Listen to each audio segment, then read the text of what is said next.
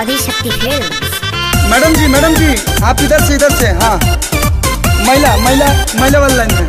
आए पुरुष वाले में जाओ, इधर से आओ, बाएं से अरे उनका के ऐसे पाहे जी अंदर आया बेदी संगे हमारा परसादी चढ़ा बेदी।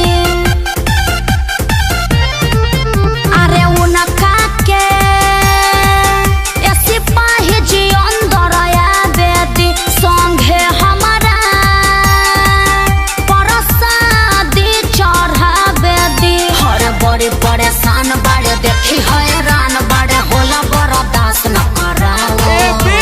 हम भी उधर आए, पुलिस अंकल आने नहीं दे रहा है। भागो यहाँ से। ढेर बोल बनू तो मारा बीटा वाले कपड़ा उड़ी जाए। अरे ढेर जानी बना तू या पाना के दाऊद हो, महिला के लाइन में पुरुष नटलाउड हो। ढेर जानी बना तू या पाना के दाऊद हो, महिला के लाइन में पुरुष नटलाउड हो। दुर्गा पूजा सेवा समिति आप सबका हार्दिक अभिनंदन करता है और करता रहेगा।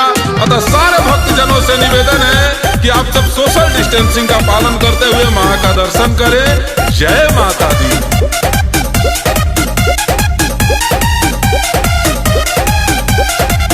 भखले बानी भारा उनका संग ही नरियर फोरे के देखी हो देखाड़ बाड़े 5 बजे भोरे से। सिपाही जी रहम करी। कमिटी के नियम कैसे तुरिए मैडम जी, जदियो ने फनी है तो थुरी है साइन के भरदम जी। मुँह लटकैले बाड़े रोआ के गिरैले बाड़े देखी होने मारा तारे राउड। बेबी अब हम फान रहे हैं। बात से नीचे उतरो नहीं तो धसोर देंगे, गिर जाओ। तंग करबा तो छोलवा के रास्ता फेंक देम देहिया पर। ढेर जानी बना तू या पाना के दाऊद हो, महिला के लाइन में। अरे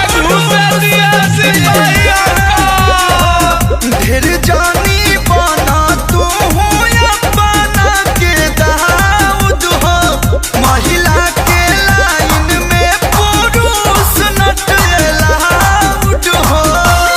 अब पिचकिया अरे रिटायर करैबा काहे प्यास।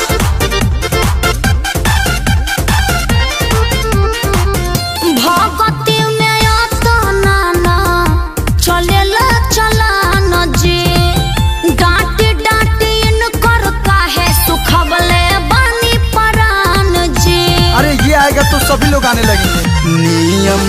नियम सबके एक लेखा होला, जितन रहुआ सोचत बानी बाणे न इतना भोला।